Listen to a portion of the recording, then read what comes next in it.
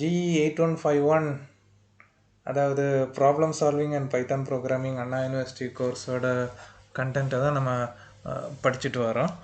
First யூனிட்டில் கொஞ்சம் algorithm சம்மந்தமாக நிறைய தியரிஸ் இருக்குது. அதை ஆக்சுவலாக நீங்கள் வந்து சும்மா யூ கேன் ரீட் அந்த அந்த டெக்ஸ்ட்டை வந்து நீங்களே படிச்சுக்கிட்டு அப்படியே அதை தாண்டி போய்க்கலாம்.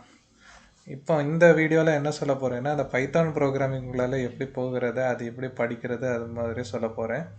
ப்ரோக்ராமிங் லாங்குவேஜ் அப்படின்னு நம்ம சொல்லுவோம். லாங்குவேஜ்னால் என்ன? மொழி. அதாவது நம்ம ஒருத்தர்கிட்டேருந்து இன்னொருத்தர்கிட்ட பேசுகிறது வந்து ஒரு மொழி மூலமாக நம்ம பேசுவோம். இப்போ நான் உங்ககிட்ட தமிழில் பேசிக்கிட்டு இருக்கிறேன். தமிழில் பேசும்போது எனக்கு வந்து நிறைய நாள் தமிழில் பேசி மக்கள்கிட்ட நிறைய தமிழ் பேசினா தான் எனக்கு நல்லா தமிழ் பேச வரும்.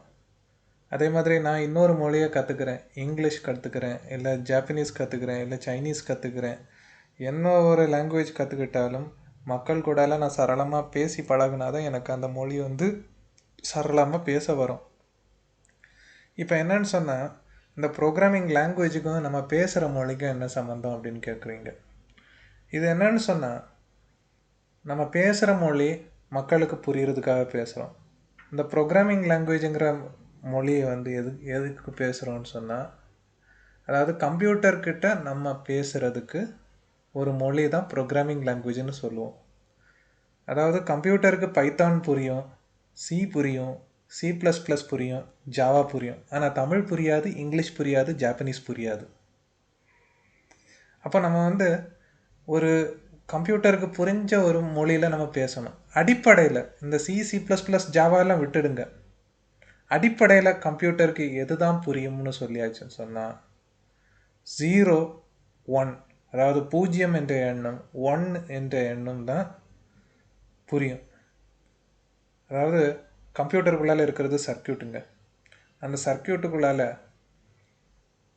0ன்னு சொன்னால் அது மூலமாக எலக்ட்ரானிக் சர்க்கியூட்டில் வந்து அந்த எலக்ட்ரான்ஸ், அதாவது மைன்யூட் எலக்ட்ரிசிட்டி பாஸ் ஆகாது.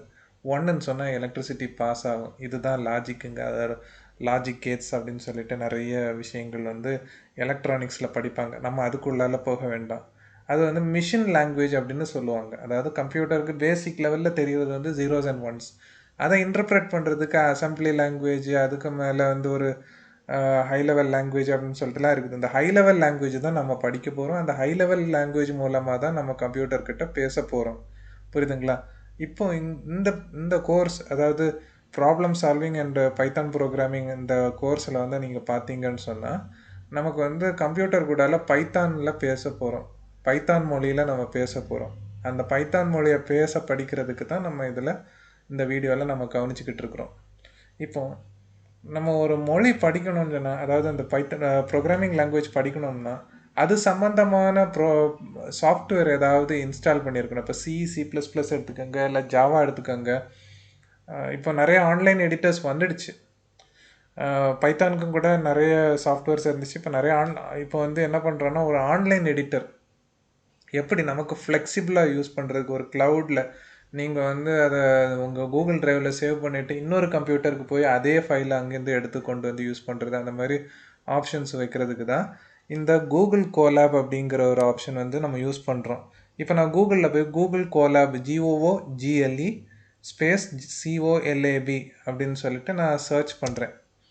இதை சர்ச் பண்ணி ஆச்சுன்னு சொன்னால் ஃபஸ்ட்டு ரிசல்ட் பாருங்களா, கூகுள் கோலாப்னு வருது. இதோட URL பார்த்தீங்கன்னு சொன்னால் அந்த colab.research.google.com.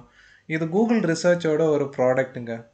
இவங்க வந்து இந்த பைத்தான் நோட் புக் அப்படின்னு சொல்லிட்டு ஜூபிட்டர் நோட் புக்குன்னு சொல்லுவாங்க. அதை அனகோண்டா நேவிகேட்டர்னு ஒரு சாஃப்ட்வேர் மூலமாக அதை எடுப்பாங்க. அதை டைரெக்டாக யூஸ் பண்ணுறதுக்கு ஒரு பிளாட்ஃபார்ம் மாதிரி வச்சுருக்குறாங்க. இது க்ளவுட்லேயே ஒர்க் ஆகுது. இதுக்கு நீங்கள் எந்த சாஃப்ட்வேரை இன்ஸ்டால் பண்ண வேண்டியதில்லை. உங்கள் கம்ப்யூட்டரில் ஹை கான்ஃபிகரேஷன் இருக்கணுங்கிற அவசியமும் கிடையாது. ஒரு சாதாரணமாக ஒரு இன்டர்நெட் யூஸ் பண்ணுறதுக்கு எவ்வளவு பவர் வேணுமோ, எவ்வளவு கான்ஃபிகரேஷன் வேணுமோ அந்த அளவுக்கு இருந்தாலே மிகவும் போதுமானது. இப்போ நான் இந்த கூகுள் கோலாப் அப்படிங்கிற லிங்க்குள்ளால போகிறேன். இந்த கூகுள் கோலாபுங்கிற லிங்க்கில் நான் சர்ச் பண்ணும்போது எனக்கு ஏற்கனவே நான் ஓப்பன் பண்ண நோட் புக்ஸோட லிஸ்ட் வந்து இதில் கிடைக்கும். இது வந்து ரீசெண்ட் அப்படிங்கிற ஒரு டேபில் வந்து நமக்கு இங்கே கிடைக்குது. முதல் டேப் பார்த்தீங்கன்னு சொன்னால் எக்ஸாம்பிள்ஸ் அப்படிங்கிற ஒரு டேபில் இதில் வந்து அவங்க கூகுள் கோலாப் அவங்களே வந்து நிறைய நோட் புக்ஸ் வந்து உங்களுக்கு எக்ஸாம்பிள்ஸாக கொடுத்துருக்குறாங்க. இதை பார்த்து படிக்கலாம். அது எல்லாமே வந்து நோட் புக்காக இருக்கும். அது இப்போ ஆரம்ப காலத்தில் உங்களுக்கு படிக்கிறதுக்கு சிரமமாக இருக்குங்கிறதுனால நான் சில வீடியோக்கள் மூலமாக உங்களுக்கு சொல்லித்தரேன். இப்போ ரீசெண்டுன்னு போகும்போது இப்போ கடைசியாக நீங்கள் ஓப்பன் பண்ணி பார்த்த நோட் புக்ஸோட லிஸ்ட் இருக்கும். அப்புறம் கூகுள் டிரைவில் நீங்கள் என்னென்ன நோட் புக்லாம் சேவ் பண்ணி வச்சுருக்கீங்களோ அது எல்லாமே வந்து உங்களுக்கு தெரியும். அப்புறம் கிட்ஹப்னு போயிட்டீங்கன்னு சொன்னால் அது வந்து நீங்கள் ஒரு கிட்ஹப்புக்குள்ளால் என்னென்ன நோட் புக்லாம் இருக்குதோ அதெல்லாம் பார்த்துக்கலாம். இப்போ நான் என்னோடய ஓன் கிட்ஹப் ப்ரொஃபைலுக்குள்ளால் நான் போகிறேன். என்னோடய கிட்ஹப் ப்ரொஃபைல் வந்து ஃபர்டின் ஜோ அப்படின்னு சொல்லிட்டு வச்சுருக்கிறேன். ஸோ இந்த கிட்ஹப் ப்ரொஃபைலுக்கு வந்து நான் இந்த நேமை சர்ச் பண்ண உடனே என்னோடய ரிப்போசிட்ரிஸ் அத்தனையும் இதில் வந்துடும். ஸோ இந்த ரிப்போசிட்ரிஸில் எதுலலாம் நான் பைத்தான் நோட் புக் வச்சுருக்கிறேனோ அது எல்லாமே இதில் லிஸ்ட் பண்ணும். இந்த பீட்டாநெட்டுங்கிற ஃபோல்டரில் வந்து நான் எந்த பைத்தான் நோட் புக்கும் வைக்கல, அதனால் இதில் எந்த ரிசல்ட்டும் கொடுக்கல. நான் இங்கே கீழே சாப்டர் 4 ஒர்க்கிங் வித் கெராஸ் ஆகட்டும், இப்போ இந்த DSA105ங்கிறத எடுத்து காமிக்கிறேன். இதில் பார்த்தீங்கன்னா நான் இந்த 3 ஃபைல்ஸ் அதுக்குள்ளே வச்சுருக்கிறேன். அது அப்படியே லிஸ்ட் ஆகுது. ஸோ இது மூலமாக இப்படி ஓப்பன் பண்ணலாம். இந்த சாப்டர் 4ல் வந்து வேறு 2-3 ஃபைல்ஸ் வச்சுருந்தேன். ஸோ அது எல்லாமே இதில் இருக்குது. அப்புறமா இந்த DSA206 இதில் எக்கச்சக்கம் இருக்கும். நிறைய ஃபைல்ஸ் வச்சுருந்தேன். ஸோ இது எல்லாமே இதில் இருக்குது. நிறைய கோர்சஸ் என்னோடய யூனிவர்சிட்டியில் எடுத்துகிட்ருக்கிறேன். ஸோ அதோட நோட் புக் எல்லாமே வந்து என்னோடய கிட்ஹப் ப்ரொஃபைலில் இருக்கும். ஸோ அது சம்மந்தமான வீடியோக்கள் இந்த சேனலில் இன்னும் வந்துட்டுருக்குது. இதில் அப்லோடுன்னு பார்த்தீங்கன்னு சொன்னால் நீங்கள் உங்களோட ஜூபிட்டர் நோட் புக்கை வந்து வேறு ஏதாவது ஒரு கம்ப்யூட்டரில் செஞ்சு வச்சு அதை வந்து நீங்கள் ஒரு பென்ட்ரைவ்லேயோ இல்லை வேறு ஏதாவது ஒரு ஸ்டோரேஜ் டிவைஸ்லேயோ காப்பி பண்ணிட்டோ இல்லை இமெயில் மூலமாக ஃபார்வர்ட் பண்ணியோ எடுத்துகிட்டு வந்தீங்கன்னா அதை டவுன்லோட் பண்ணிவிட்டு இந்த சூஸ் ஃபைல் அப்படின்னு சொல்லிட்டு ஒரு ஆப்ஷன் இருக்குல்ல, இதில் கிளிக் பண்ணி இது மூலமாக ப்ரௌஸ் பண்ணி அதை லொக்கேட் பண்ணி போட்டுக்கலாம். சரிங்களா? இப்போ இந்த இவ்வளோ ஆப்ஷனை நீங்கள் தெரிஞ்சுக்கிட்டீங்க. இதில் ஒரு நோட் புக்கை நம்மளே உருவாக்குறது எப்படி அப்படின்னு சொல்லிட்டு பார்த்தீங்கன்னு சொன்னால் அங்கே கீழே ஒரு ஆப்ஷன் பாருங்கள், நியூ நோட் புக் அப்படின்னு சொல்லிட்டு கீழே ஒரு ஆப்ஷன் இருக்குது பார்த்தீங்களா? இங்கே பாருங்கள், இது இந்த ரைட் பாட்டம் கார்னர் இந்த நியூ நோட் புக், இந்த லிங்க்கை தான் நம்ம கிளிக் பண்ணணும். இந்த லிங்கை கிளிக் பண்ணியாச்சுன்னு சொன்னால் அது உடனே இப்படி ஒரு விண்டோவை க்ரியேட் பண்ண தொடங்கும். இதில் வந்து நம்ம என்ன ஃபைல் நேம் வேணுனாலும் நம்ம க்ரியேட் பண்ணிக்கலாம். இங்கே பார்த்தீங்கன்னு சொன்னால் அன்டைட்டில்டு 9 சொல்லிட்டு நமக்கு ஓப்பன் ஆகுது. இது அன்டைட்டில்டு 9க்கு பதிலாக நான் ஃபர்டின் ஸ்பீக்ஸ் அப்படின்னு சொல்லிட்டு நான் என்னோடய ஃபைல் நேமை போட்டுக்கிறேன்.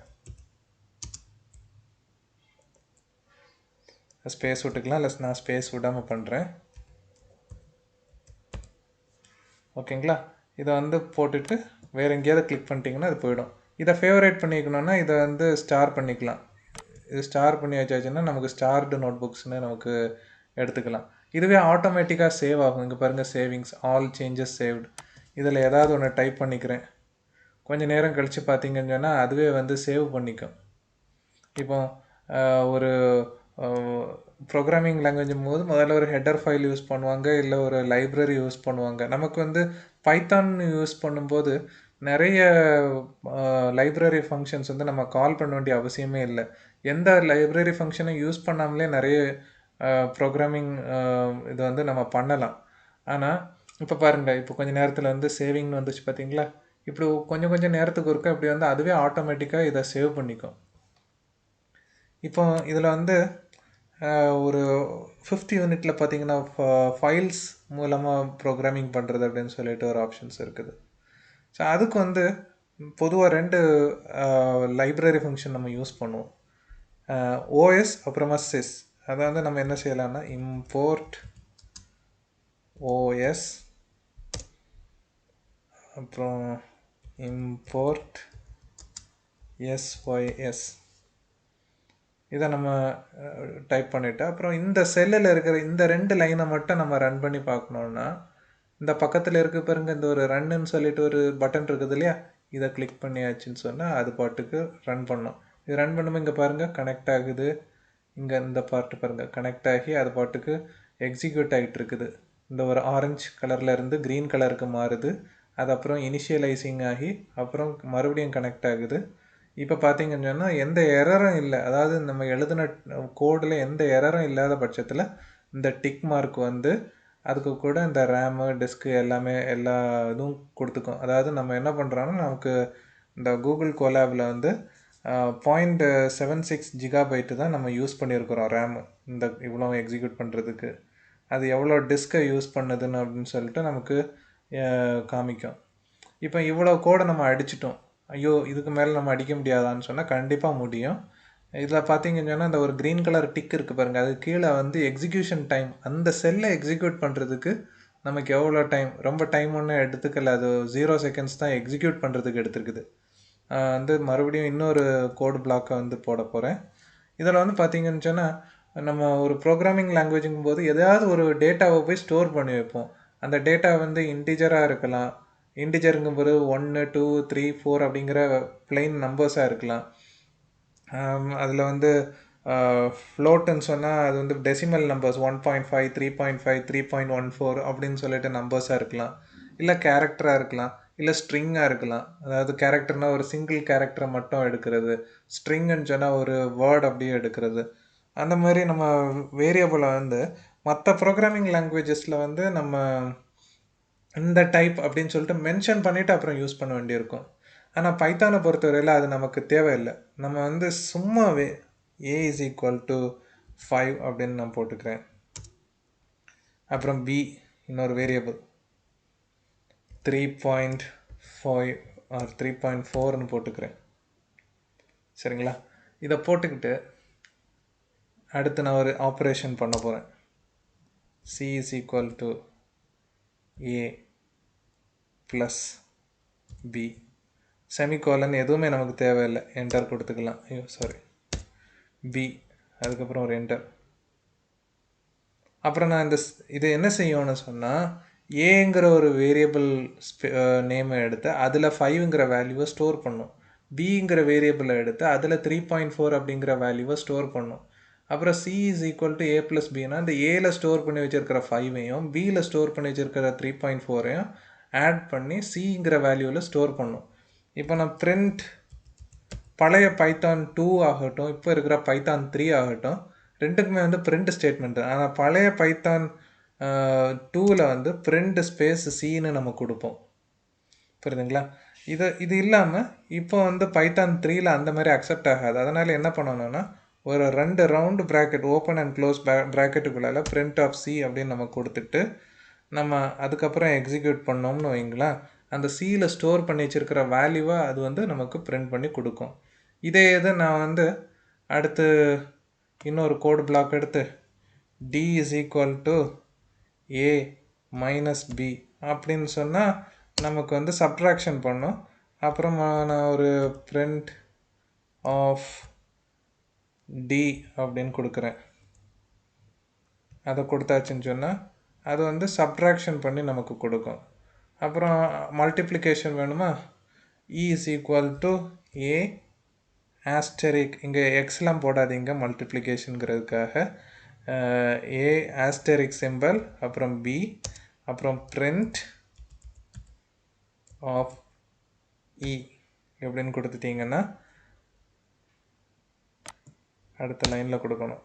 அப்படி கொடுத்தாச்சுன்னா அது மல்டிப்ளை பண்ணி அந்த வேல்யூ என்னன்னு கொடுக்கும். ஸோ இதுதான் வந்து பேசிக்காக ஒரு ப்ரோக்ராமிங் லாங்குவேஜ் எழுதக்கூடியது. ஒரு ஹலோ வேர்ல்டுன்னு நம்ம பிரிண்ட் பண்ணுறதுக்கு என்ன செய்யணும்னா பிரிண்ட் டபுள் கோட்ஸ்லேயும் போட்டுக்கலாம் ஹலோ வேர்ல்டு.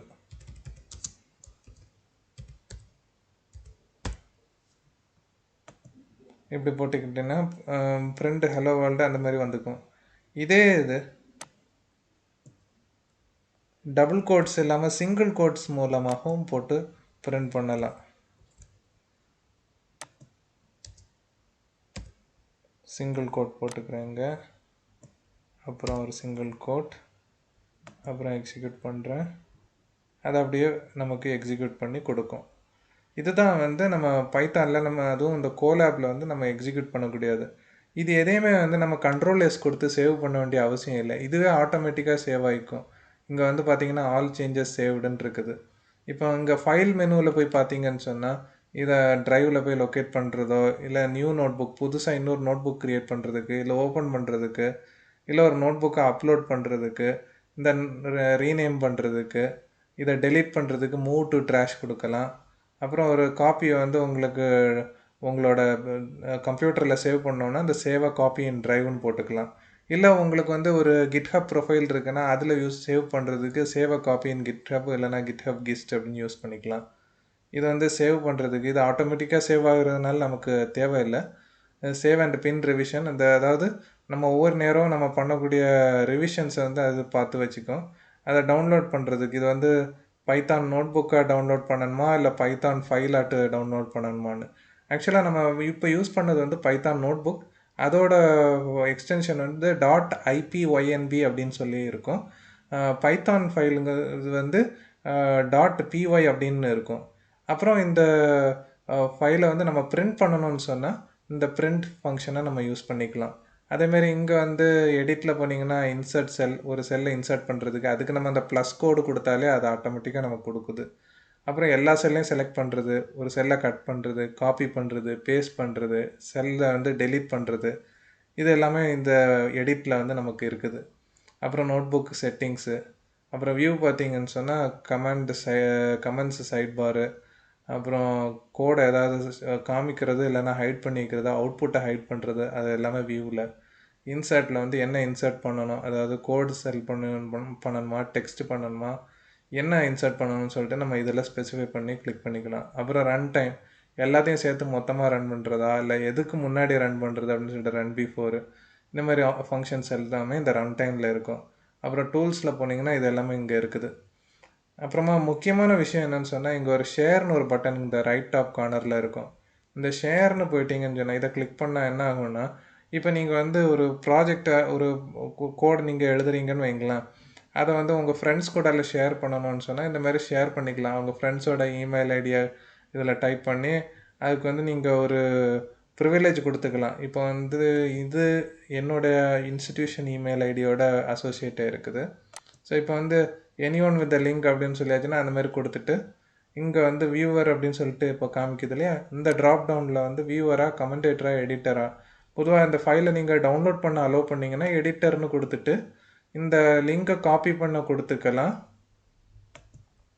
இல்லையா நீங்கள் வந்து ஒரு குறிப்பிட்ட ஆளுக்கு மட்டும் நீங்கள் ஷேர் பண்ணணும்னு சொன்னால் இங்கே நீங்கள் வந்து இன்வைட் பண்ணிக்கலாம். இதை கொடுத்து கிளிக் பண்ணிவிட்டு டன் கொடுத்துட்டிங்கன்னா அந்த ஒரு இமெயில் போகும். அந்த இமெயிலில் உள்ள லிங்கை கிளிக் பண்ணியாச்சுன்னா நீங்கள் யார்கிட்ட ஷேர் பண்ணியிருக்கீங்களோ அவங்க வந்து அந்த இமெயில் ஐடியை யூஸ் பண்ணி இந்த கூகுள் நோட் புக்கை வந்து தாராளமாக யூஸ் பண்ணிக்கலாம்.